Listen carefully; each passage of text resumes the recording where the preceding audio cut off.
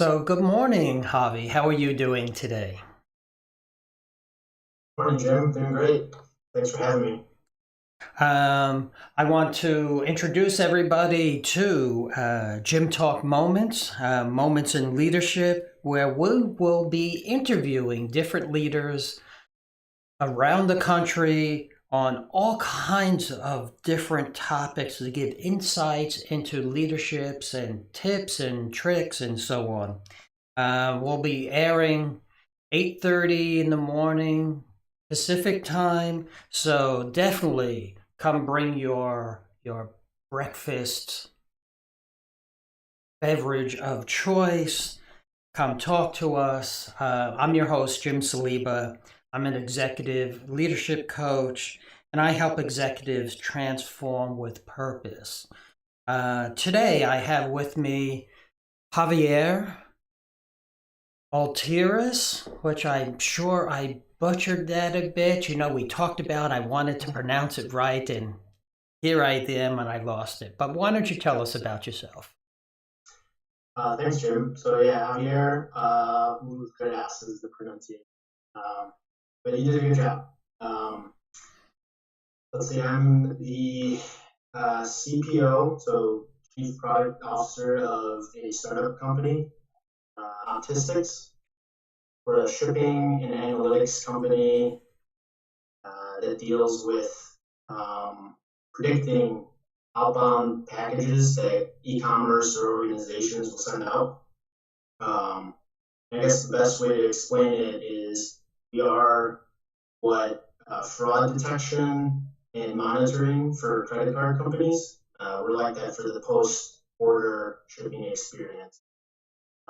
There are other companies that have started to introduce this idea, so we're kind of at the front of the race here. So it's exciting time. Wow, that's exciting. I probably could have used it last week. Somebody from the East Coast sent me a FedEx, and I guess with all the storms going on, it was lost for a week and a half. So I wish, and every day I'm checking FedEx, where is it? And they're not really telling me anything. It got stuck somewhere along the way. So it might have been great to have that. So how'd you come up with the idea? How did you find the need? So my previous experience, I used to work as a fulfillment analyst at a company, actually Sears, and we were monitoring a lot of data, bringing in a lot of shipping data. But the idea mostly came from collaborating with other teams within the e-commerce online business unit. And I realized that having, you know, near live data or reports or being alerted to potential issues for customers is Mhm. more valuable than just having all this data, looking at like cost saving, things like that.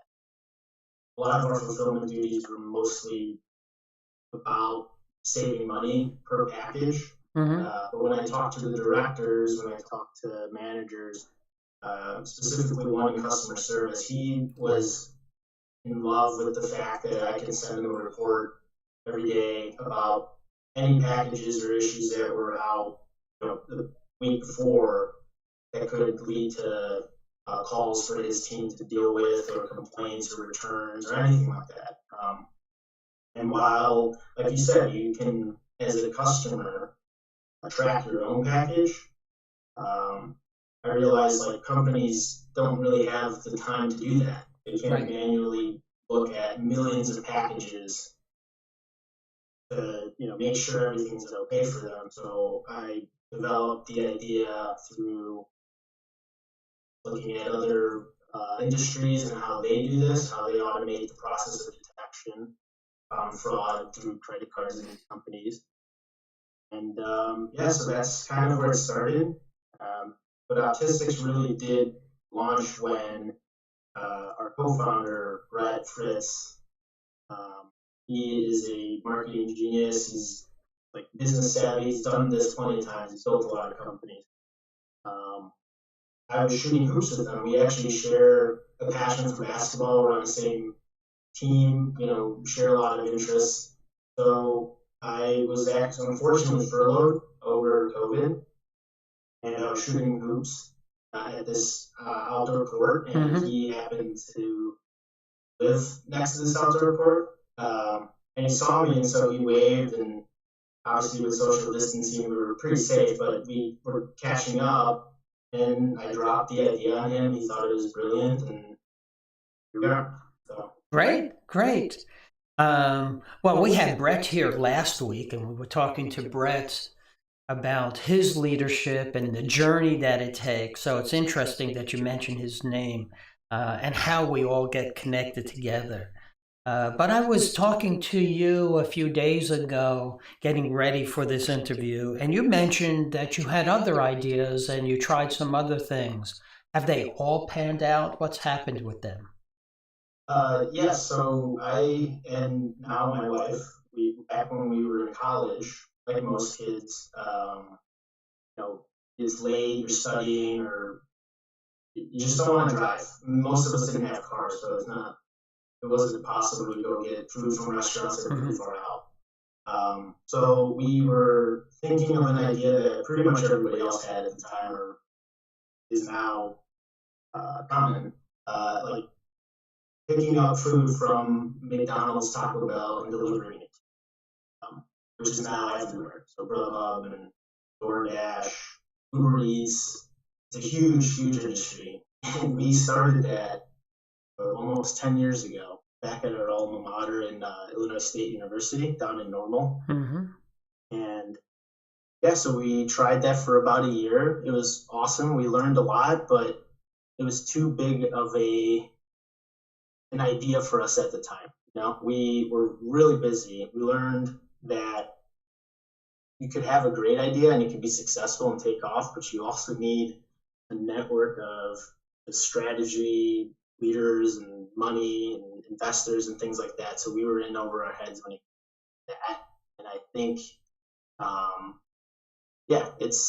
that failed in the sense that we didn't become the next Uber Eats or the first Uber Eats, but without that experience, I don't think Autistics would have been as successful.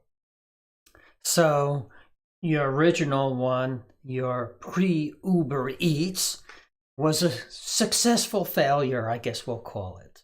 Exactly. That's a good way of putting it. Yep. So tell me what you think about failure in general. How does that fit into this whole world of new ideas and getting startups going?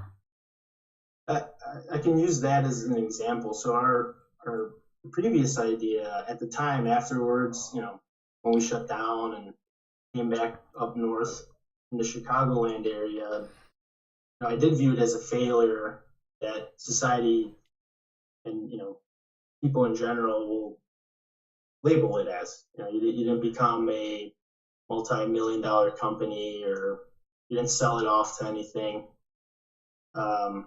That's what I left that experience with initially, that I didn't accomplish my goal. But over time, very quickly, I realized a failure isn't necessarily just not meeting that goal. It's a journey. We're in the process of getting towards multiple destinations, and that one was just one that veered off a little bit, and now I'm back on this path. And so failure is not what I thought it was. And by just tweaking that mindset, it's like experimenting, pretty much, if that makes sense. Oh, I think that makes a lot of sense. It's kind of interesting as you bring that up. Reminded me of an article in Forbes, I think it was. This is quite some time ago, about 15 years ago.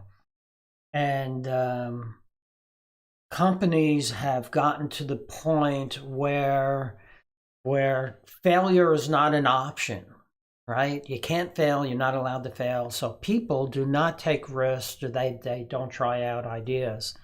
And there was a Wall Street company, this is also when I was back living in New York, that was giving the award a yearly award for the best failure because they were looking for new ideas to be creative, be innovative, pioneer things.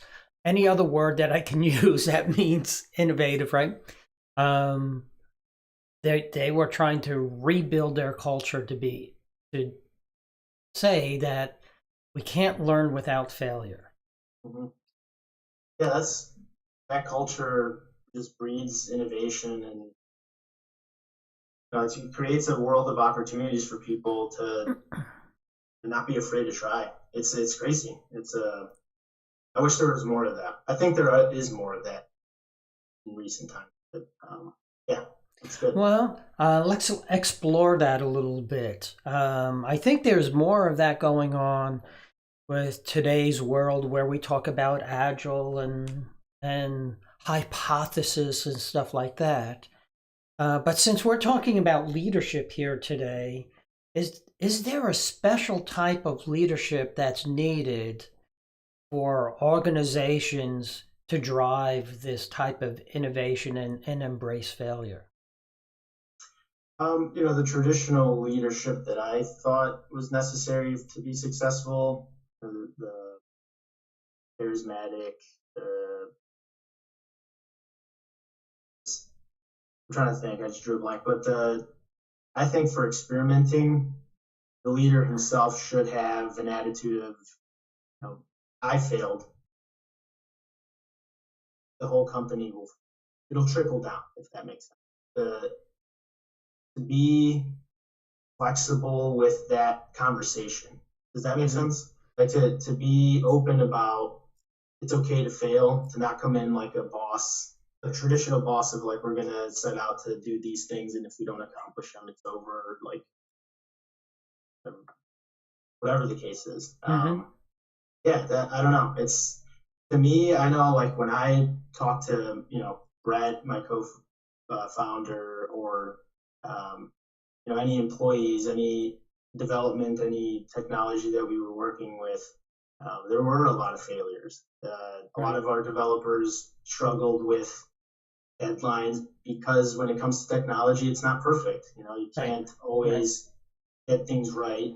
Data is flowing correctly in the case of our old company.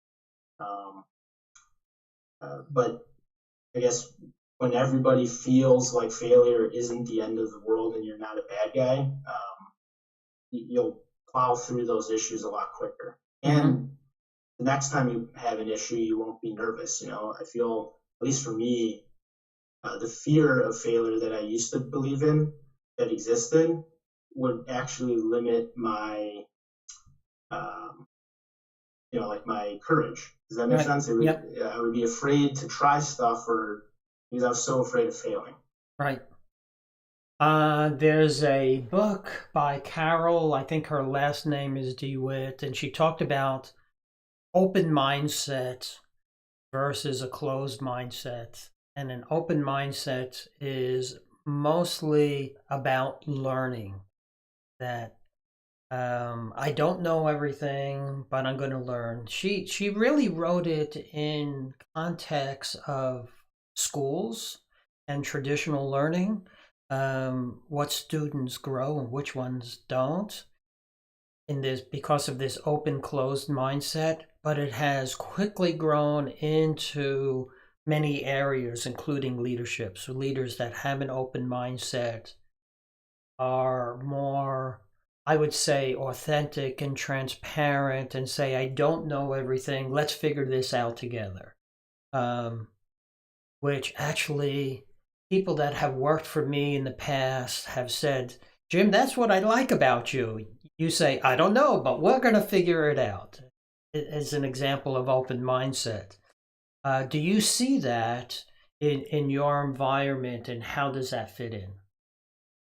Yeah, definitely. I know I have my own experience with that. Anybody who has that authentic mindset, as you explained, is a lot easier to work with. And a lot of the ideas that I had actually were successfully, executed because we worked together. Right. when you have that wall in front of you and a manager or director, or even myself, if I treat everything as, the opposite of like what you just explained, it's just never, it's not going to get anywhere. It's almost like you get one shot to accomplish the goal and then that's it, Right. versus trial and error. Right. So if we're talking about experimenting and leaderships, do you consider experimenting a separate leadership skill, just like other skills that a leader may have? Yeah, definitely. I think I'm learning very quickly that the ability to experiment, um, allows a company to grow and get to where maybe you didn't have quite the vision in place as a startup. You have an idea, but you don't really know where you're going to be, you know, in 5 years because the beginning is so chaotic. Right. You start to, and I'm talking in terms of the technologies that we're using and things like that. Uh, Experimenting, how do you know what works for you without trying everything?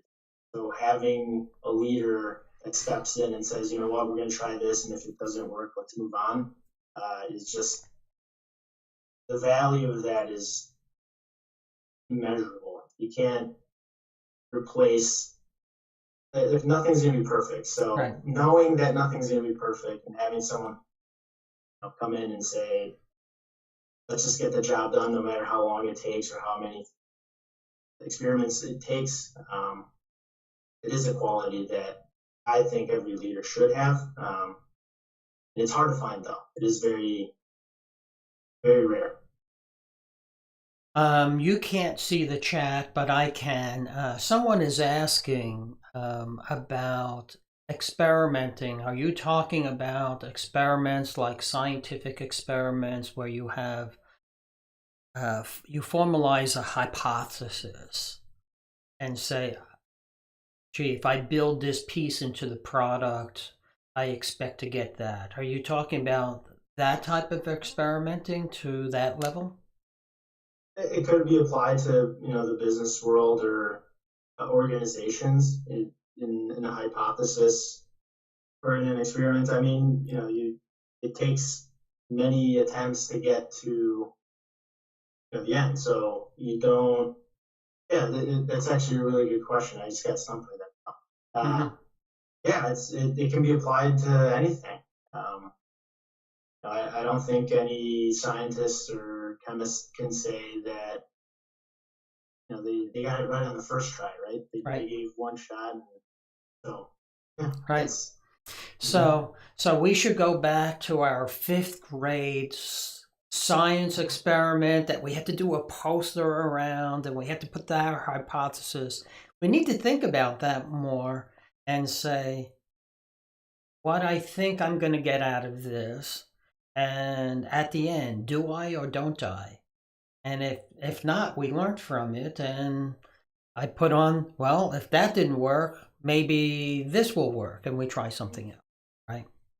It's funny. It's almost like we forgot as a society, or at least people who work in my world, about those lessons and values that we were picking up along the way. I don't know if it's personally that we all just our fears or whatever happened. We forgot that, and it would take a leader to come along and reintroduce that mindset, because it is, like you said, back in fifth grade we did that. It wasn't an issue back then if we all failed on our chemistry test or experiment. Why is it so difficult for people to face that in the real world now? I guess that word failure has become so ingrained with us that it's bad, it's negative, right? From our report cards all the way through work, failure just means bad. It doesn't mean learn, it means bad. I think that's not a good thing for us, and we need to open up horizons, grow our open mindset, that Carol would say, and be able to learn from these different things.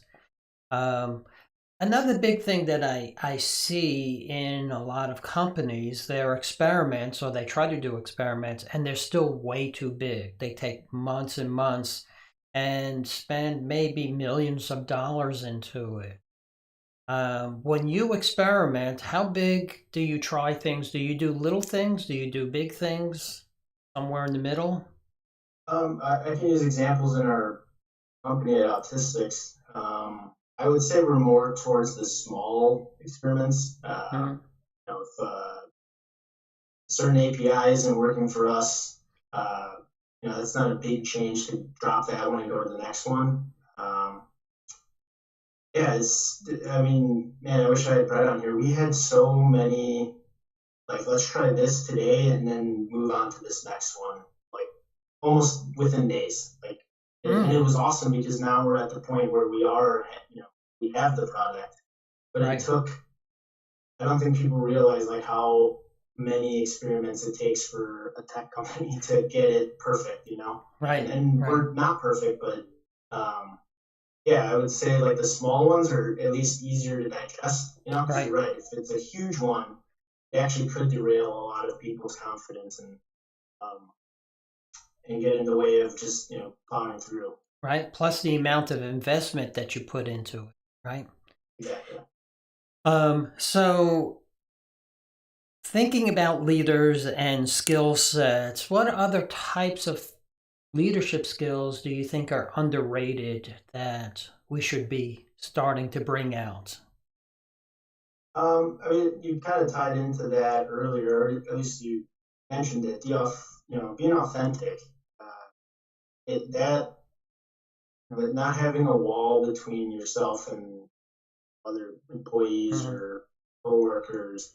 Um, it's hard to find. And when you do find it, you're right. I'm sure, like you said, you experience this where people will admit, like, this is why I like working with you. Um, that has been something that I'm, I'm being more aware of. Hmm. I consider myself an authentic person. I hope Brett agrees, Right. but um, when you have like the opposite, it almost builds a wall. Like you think you're facing a wall of a personality or a coworker, and I have experienced that myself. I'll build my own walls around that. I Right. won't open up myself. So that person's, you know, not gonna we're not gonna work well together because we're both hiding behind this fear. So yeah, Yep. I hope Well, that it makes sense. you threw out that magic word for me, fear. Um, I talk a lot about that. I put a lot of writings about it, but I think fear in leadership is there. I mean, it's there every day. We're humans, so fear is natural, but it stops us from doing things that we might know that is good. It's interesting. I was talking to a client, one of my coaching clients, a couple of weeks ago, and he said, I use fear as a guide of where I need to go, right? Yeah, Not that it's easy for him to do it, no, that's right? great. But he says, it's a guide that I need to go there. And then he has to figure out how to go there because it's not easy. Yeah, So fear is a big thing that stops us from doing things, from seeing what we can do, what a product can be, yeah, right? that's a good idea. I think about even in something small, like if you sense fear, uh, you should jump on it because that might mean you need help. Right. And if you sense that there is an opportunity to ask for help, then you know you shouldn't let fear block you from asking for help and getting the problem solved. So that's great. Yeah, I wish there was more of that, like you were just saying. Uh, Well, we have about 5 minutes left. We need to wind down a little bit. If there were a few final thoughts you would like our listeners to go away with, what would they be? Well, to repeat what you just ended with, fear is a valuable, it's a huge tool for you to accomplish, a goal or grow as a person, as an employee, as a company. Don't be afraid to accept that we all live in fear. Everyone has it, so learn to use it. I think there's an analogy out there that I've heard, like a fire. If you let it, can consume you, but if you learn how to control it, you can cook with it. You can heat up your home. Same Hmm. applies, I guess, in everyday life and at work. Um, yeah, that, and don't be afraid to try new things. Don't be afraid to fail. When you find someone that nurtures that mindset, work together, because I'm sure you'll come up with a great idea like Brett and Right. I did. So yeah, there's plenty of stuff to say. I think maybe not enough in a couple minutes. Great, great. No, that's wonderful. Um, if I were to put some final thoughts, I or summarize what we talked about today is yes, fear stops us from experimenting and from learning. Fear of failure, right, was one of the things that we talked about early on here in this discussion. So don't let fear stop you.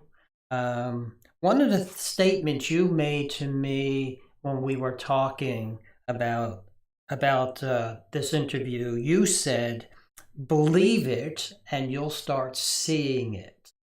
Right? I think that's so true, and that's something I think people should walk away from here today. Start believing it, believing in yourself, and you'll start seeing things happen. In my language, in the coaching that I do, we call that commandeering your own story. Taking that negative thing that's probably circling in your head over and over again and stopping it and commandeering the story and having a vision for what life can be when you move forward, whatever you're trying to move forward. Absolutely. Yep, that's perfect. So I want to thank you for being on our show. One of our first people helped me experiment with JimTalk moments in leadership. Um, where we'll be here 8:30 in the morning Pacific time every Thursday morning. If you're interested, please show up. Chat to us in the chat, and we'll answer some questions. If you're seeing it as a video on YouTube, please push that button and subscribe to us. And please send us questions. What topics would you like to hear about? So for today, we're going to sign off from JimTalk Moments. Good luck in your leadership.